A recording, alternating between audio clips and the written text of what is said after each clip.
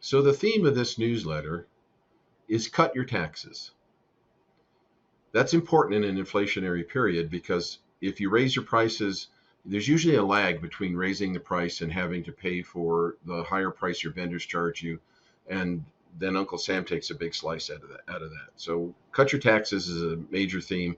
Taxes used to be the number one problem in the NFIB surveys until a year ago in March of 21, when not being able to fill jobs with qualified employees became number one.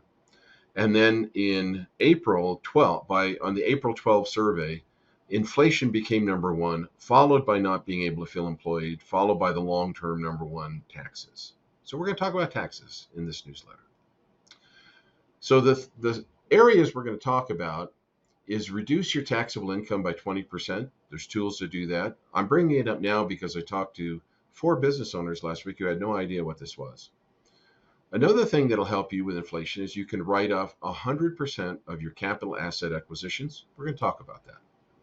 Then there's the home office deduction. Another thing that I was surprised that people that own businesses didn't know about, and this came up in a conversation, so I briefly explained it. So I'm going to explain it to you and give you the basics.